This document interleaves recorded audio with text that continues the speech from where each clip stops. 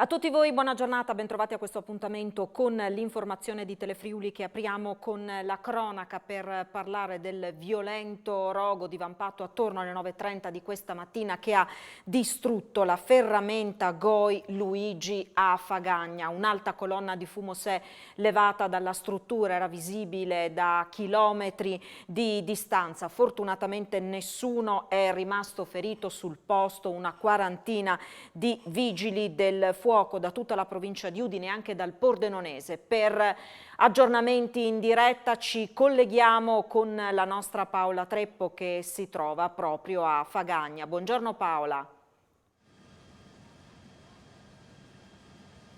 Sì, buongiorno Alessandra, buongiorno ai nostri telespettatori. Come dicevi, un grande dispiegamento di forze sono arrivati anche da San Vito al Tagliamento, Spilimbergo, Udine, i vigili del fuoco, come detto una quarantina, quelli che sono tuttora operativi per tentare di estinguere il più possibile rapidamente questo incendio che ha distrutto di fatto il capannone della ferramenta Goi. Lo vedete alle mie spalle, è collassata la parte centrale, quella dove si è sviluppata la maggiore quantità di calore, vernici, sostanze infiammabili hanno creato quella nuvola che ha visto insomma la comunità del Friuli addirittura ci hanno inviato delle segnalazioni da Subit nella zona di Taipana. In questo momento ci sono i titolari, la moglie, il titolare, il signor Luigi e i due figli, ci sono anche i carabinieri, si sta cercando di capire come possa essere accaduto. Il titolare prima dell'incendio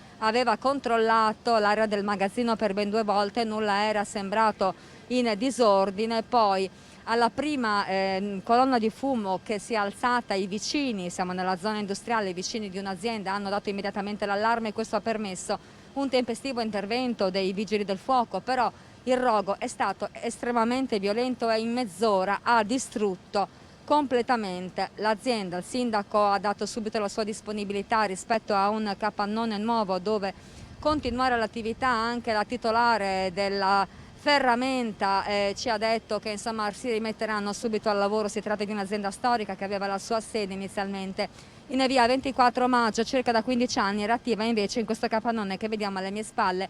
La viabilità è ancora compromessa, i controlli eseguiti dall'ARPA sono in fase di esecuzione. Si controlla questa zona, la zona a ridosso di Merito di Tomba, siamo nella zona di Pantianico oltre la regionale. Fortunatamente non ci sono grossi centri abitati, il vento ha soffiato verso sud e questo ha permesso di limitare i danni da appunto inquinamento, perché la nuvola appunto era un prodotto di combustione legato a plastica, quindi piuttosto pericoloso. Al momento non si segnalano comunque diciamo difficoltà o criticità tali da richiedere la chiusura di porte e finestre oppure di evitare di raccogliere delle cose da terra.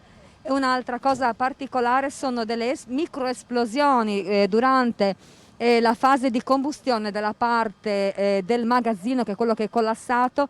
Il materiale è finito sulle autovetture del posteggio della fabbrica adiacente, numerosi pezzi di materiale combusto che sono finiti sia sulla strada che sulle vetture senza danno, erano fortunatamente molto leggeri. E per adesso qui da Fagagna è tutto, le operazioni andranno avanti tutto il giorno, ci saranno i cambi. In questo momento i vigili del fuoco che sono arrivati questa mattina cominciano a essere sostituiti dai colleghi che arrivano da altri distaccamenti. Ci vorrà molto per mettere in sicurezza l'area. A te la linea, Alessandra. Grazie allora a Paola Treppo per questi aggiornamenti in diretta da Fagagna. E come si diceva, si è levata dalla struttura un'alta colonna di fumo visibile a chilometri di distanza. Alla nostra redazione sono arrivate decine di video e anche di fotografie con segnalazioni da diverse parti del Friuli. Oltre alle alte fiamme documentate nel video che vi stiamo proponendo, a colpire, come detto, è stata l'alta colonna di fumo nero che si è levata in cielo alle 9:30. Eccola qui, visibile da chilometri di distanza. Una fotografia scattata a San Rocco di Forgane nel Friuli da Michele Gasparotto e poi un'altra che è stata immortalata sopra Ospedaletto di Gemona. Questo invece ciò che si vedeva dalla sede di Telefriuli questa mattina. Tantissime segnalazioni giunte in redazione, anche molti scatti che potrete trovare nella gallery, nel nostro sito internet. È stato portato in salvo questa mattina lo speleologo 22enne di Roveredo in Piano, rimasto ferito ieri a Cimolais nel gruppo del Duranno. Il giovane, che era in spedizione con il padre e il fratello, è rimasto nella grotta tutta la notte assistito dai soccorritori. Ha riportato una frattura al braccio e ferite al volto. Si è conclusa con un lieto fine la brutta avventura di uno speleologo di Roveredo in Piano, 22enne, rimasto ferito a Cimolais nella grotta Buca Mongana a 2000 metri di quota e a -20 di profondità, poco lontano da Forcella Lodina, nel gruppo del Duranno, Cima Preti, dove stava eseguendo un'attività di esplorazione con il padre e il fratello. Il giovane è stato portato in salvo questa mattina attorno alle 6 dall'elisoccorso regionale. L'allarme era scattato nel pomeriggio di ieri, subito si erano attivati i soccorsi con l'elicottero della Protezione Civile, il soccorso speleologico di Veneto e Friuli e i vigili del fuoco di Maniago, supportati dalla squadra speleo alpino fluviale di Pordenone. A quota 700 metri era stato allestito un campo base. Il ferito già domenica è stato raggiunto nella grotta dal medico speleologo, prima che le condizioni meteo rallentassero le operazioni di soccorso andate avanti tutta la notte. Il giovane si trovava in un punto critico della grotta, formata da più pozzi, ed è servito l'intervento dei disostruttori per riuscire a raggiungerlo. Si è poi deciso, con la valutazione dei medici, di portarlo fuori senza barella, appeso al pannolone. All'1:40 era fuori dalla strettoia, dal momento che presentava solamente un braccio rotto e ferite al volto, senza danni o lesioni a schiena e arti inferiori che richiedessero necessariamente la barella spinale. Con lui è rimasto il padre, mentre l'altro compagno di spedizione, il fratello, è uscito dalla grotta ed è stato portato a valle. Nella mattinata di oggi è stato completato il recupero e il giovane affidato alle cure dei sanitari. In tutto hanno preso parte una quarantina di tecnici del soccorso alpino, tra cui diversi provenienti anche da altre regioni come Lombardia, Trentino, Umbria e Lazio, non tutti però impiegati nelle operazioni che fortunatamente hanno avuto esito positivo. Da oggi è possibile prenotarsi per la vaccinazione per gli over 60 scegliendo siero Pfizer e Moderna. Sono 86.000 in Friuli Venezia Giulia gli ultra sessantenni che ancora non si sono vaccinati. Molti lo hanno fatto per le perplessità legate ad AstraZeneca. Quanto all'evoluzione del contagio, il vicepresidente della regione dice: attenzione, non è finita, invita cittadini a superare le perplessità e a chiedere consiglio ai medici di fiducia. Il target per il Friuli Venezia Giulia è quello di arrivare alle 900.000 somministrazioni, oggi siamo a quota 705.000. Vicepresidente, oggi si aprono le liste per gli over 60 per poter effettuare la profilassi anti-Covid con Pfizer e Moderna. Un modo per riuscire a sbloccare una situazione di chi magari ha paura a fare l'AstraZeneca? Noi auspichiamo che sia un'ulteriore forma per convincere le persone che sono ancora titubanti a vaccinarsi. Se il nostro obiettivo è il 75% della popolazione, noi dobbiamo arrivare a 900.000, siamo a 705.000 e gli over 60 che non si sono ancora vaccinati sono 86.000.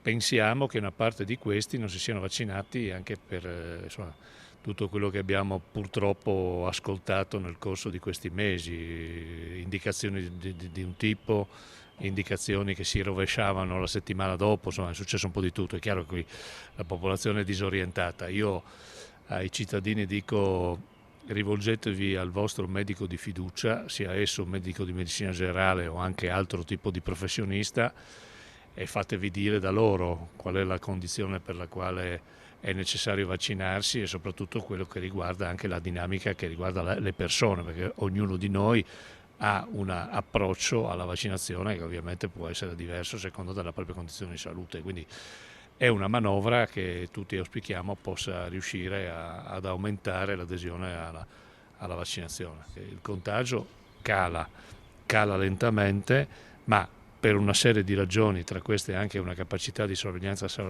sanitaria importante, facciamo molti più tamponi, siamo una regione che continua a fare una sorveglianza importante, è evidente che però se lo parametriamo a quello che è stato il contagio del giugno scorso, noi siamo a valori che superano le 10 volte il contagio, quindi il contagio è chiaro non è quello che abbiamo visto, il contagio c'è ancora E io temo che una delle ragioni per cui le persone che sono ancora incerte nella vaccinazione, guardando un caso di questo tipo, dicono vabbè, insomma, l'abbiamo superata, non è così.